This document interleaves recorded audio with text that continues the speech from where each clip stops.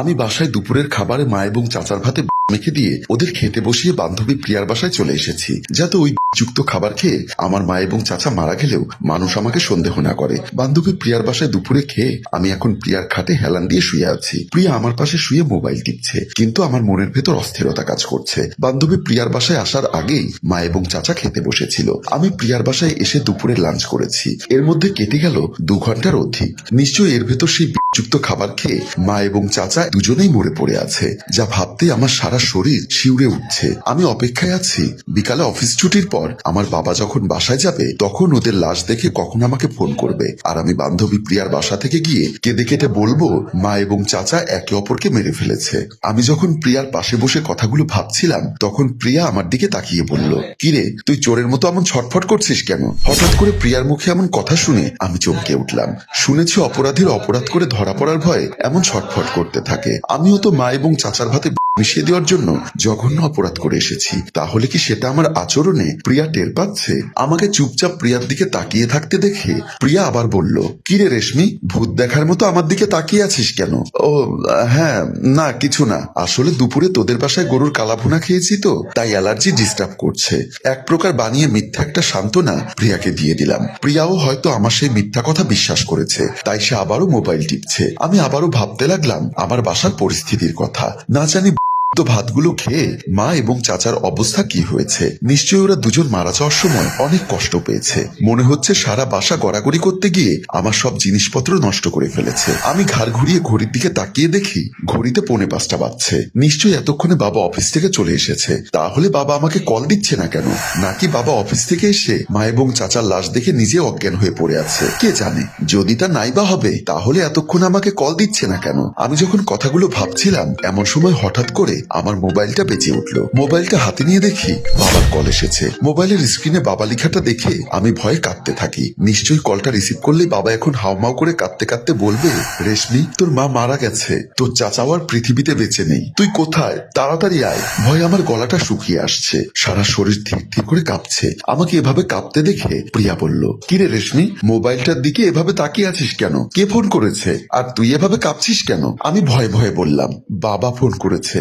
বাবা ফোন করেছে তা তুই এভাবে কাঁপছিস কেন? ও বুঝেছি, আমার এখানে যে এসেছিস সেটা নিশ্চয়ই আঙ্কেলকে বলে আসিসনি।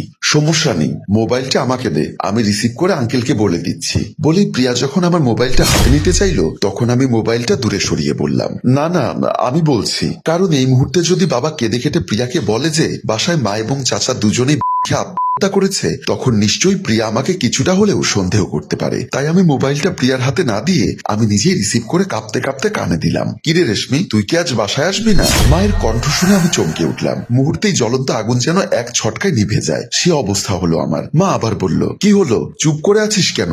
আমার মোবাইলে ব্যালেন্স নেই বলে তোর বাবার মোবাইল থেকে আমি কল দিয়েছি। মায়ের শান্তশিষ্ট দৃঢ় কণ্ঠস্বরটা শুনে আমি ঘাবড়ে গেলাম। যে মহিলার ভাতে আমি মেখে দিয়ে এসেছি, এমনকি ওই ভাত উনি নিজে খাচ্ছে সেটা আমি নিজের চোখে দেখে এসেছি, সেই মহিলা তো স্বাভাবিক হয়ে আমার সাথে কথা বলছে কিভাবে? আমি কোনো উত্তর দিচ্ছি না দেখে মা আমাকে ধমক দিয়ে বলল, কিরে রেশমি, তুই এভাবে চুপ করে আছিস কেন? তুই কি আমার কথা শুনতে পাচ্ছিস না? এমন সময় মায়ের কাছ থেকে মোবাইলটা বাবা নিয়ে বলল, রেশমি, তুই নাকি তোর বান্ধবী প্রিয়ার বাসায় গিয়েছিস দুপুরে। তুই যদি আমাকে ফোন করে বলতি তাহলে তো আমি অফিস থেকে আসার সময় তোকে নিয়ে আসতে পারতাম। তুই কি একা আসতে পারবি নাকি তোকে আনতে তোর চাচাকে পাঠাবো? বাবার মুখে চাচার কথা শুনে শেষ পর্যন্ত আমি বললাম, এই তো বাবা, আমি কিছুক্ষণের মধ্যে চলে আসছি। বলেই মোবাইলের লাইনটা কেটে দিয়ে আমি টেনশনে পড়ে গেলাম। যাদের পাপের ভাতে আমি নিজের হাতে রেখে দিয়েছি তারা বেঁচে আছে কিভাবে, বিষয়টা আমাকে পরখ করে দেখতে হবে। তাই আমি তাড়াহুড়ো করে খাট থেকে নেমে গেলাম। আমাকে এভাবে তাড়াহুড়ো করে নামতে দেখে প্রিয়া বলল, কিরে রেশমি, তুই এমন তাড়াহুড়ো করে কোথায় যাচ্ছিস?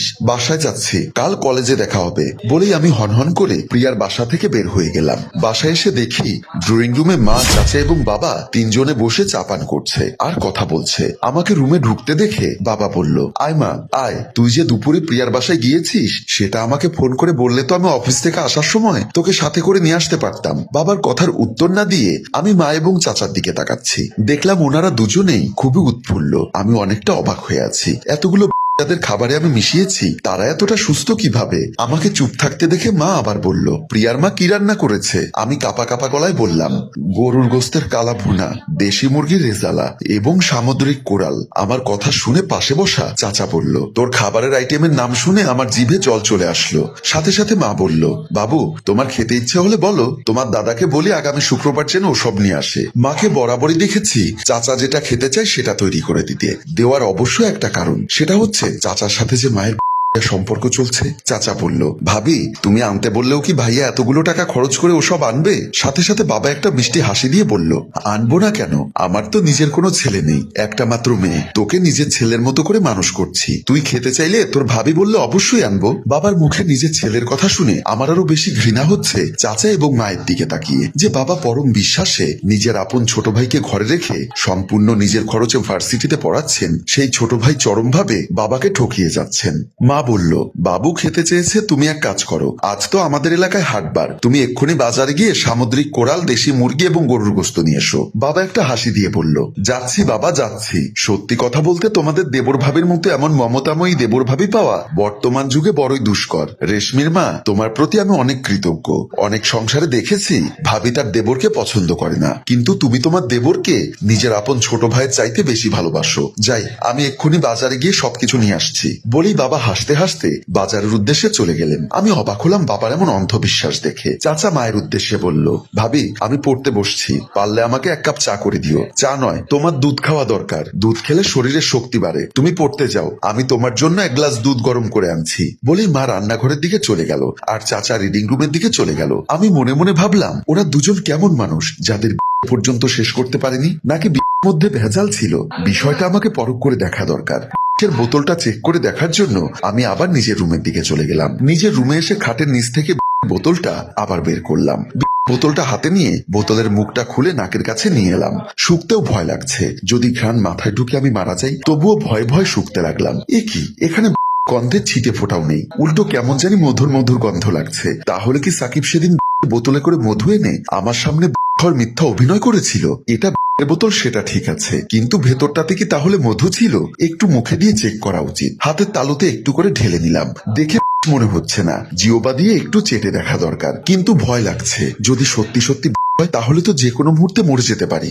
মার চাচা এই মরেনি বলে যে আমি মরবো না, তার কি কোনো গ্যারান্টি আছে? না থাক, নিজে খাবো না। কাল কলেজে গিয়ে সাকিবকে চেপে ধরলে সে নিশ্চয়ই সত্য কথাটা বলে দিবে। এটা কি আদেও নাকি মধু? আমি কোটাটা আবারও পলিথিনে মুড়িয়ে খাটের তলে ঢুকিয়ে রাখলাম। এর কিছুক্ষণ পর রান্নাঘরের দিকে যাওয়ার সময় হঠাৎ থমকে দাঁড়ালাম। আড়াল থেকে দেখলাম মা চাচার কোলের উপর বসে চাচাকে গ্লাসে করে দুধ খাওয়াচ্ছে আর বলছে, ঘরে রেশমি আছে, যে কোনো মুহূর্তে তোমাকে আমাকে এই অবস্থায় দেখে ফেলতে পারে। চাচা হাসতে হাসতে বলল, যে মেয়ে এত বছর ধরে তোমার আর আমার গোপন সম্পর্ক খেয়াল করেনি, সে আজ কিভাবে ধরবে বলো? আর তাছাড়া তুমি খাইয়ে না দিলে আমি এই দুধ খাবো না।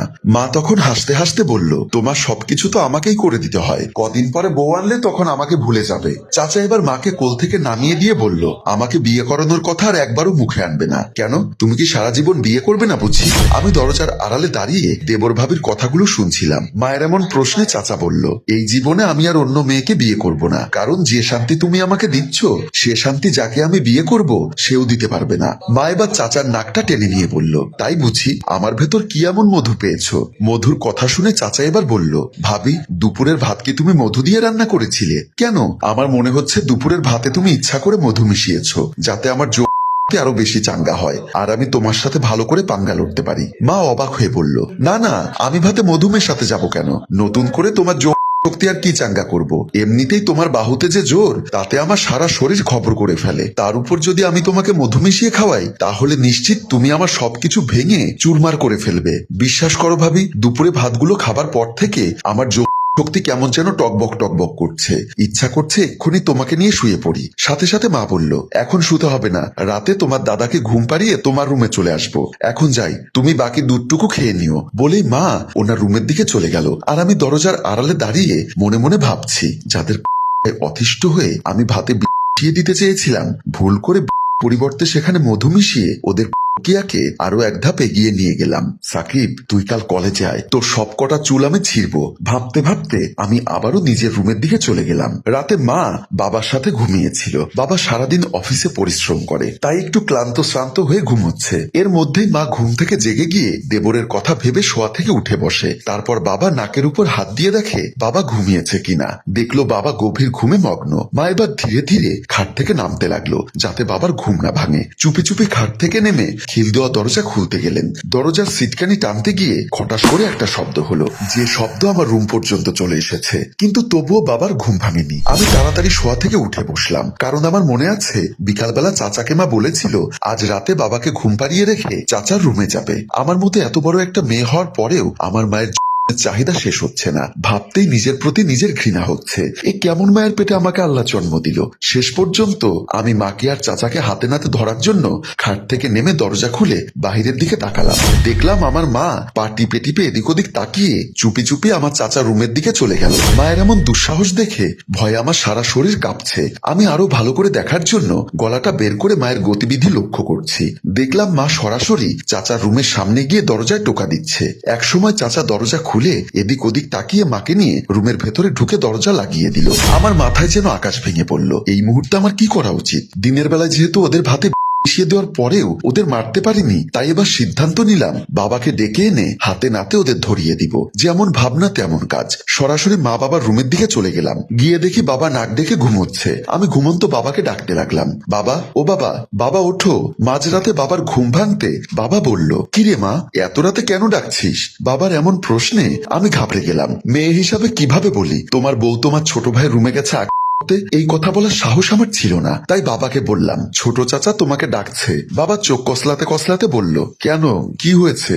আর তোর মা কোথায়? আমার পাশে দেখছি না কেন? মা ছোট চাচার রুমে গেছে, তোমাকেও যেতে বলেছে। কেন, এত রাতে ওর আবার কি হলো? গেলেই তো দেখবে, বলে এক প্রকার জোর করে বাবাকে খাট থেকে নামিয়ে চাচার রুমের দিকে নিয়ে গেলাম। চাচার রুমের কাছাকাছি এসে বললাম, তুমি গিয়ে দরজায় টোকা দাও, আমি আমার রুমে যাচ্ছি। বলেই আমি বাবাকে চাচার রুমের দিকে পাঠিয়ে সোজা নিজের রুমে চলে গেলাম। দেখলাম বাবা চাচার রুমের দিকে যাচ্ছে। হ্যালো ভিউয়ার্স, সামনে কি হতে চললো? দেবর ভাবির কি ধরা পড়বে? ধরা পড়লেও মোমিন সাহেবের বিশ্বাসে আঘাত দেওয়ার কারণে কি অবস্থা হতে পারে সেটা জানতে হলে আপনাদেরকে অপেক্ষা করতে হবে আগামী পর্বের জন্য, এবং কমেন্ট বক্সে গিয়ে অবশ্যই লিখতে হবে চতুর্থ পর্ব চাই। মনে রাখবেন, যে গল্পের ভিউজ, কমেন্ট এবং শেয়ার কম হয় আমরা সেই গল্পের পরবর্তী পর্ব তৈরি করি না। তাই উক্ত গল্পে কি ঘটতে যাচ্ছে সেটা জানতে হলে এক্ষুনি গল্পটি শেয়ার করে দেওয়ার অনুরোধ রইল। ধন্যবাদ।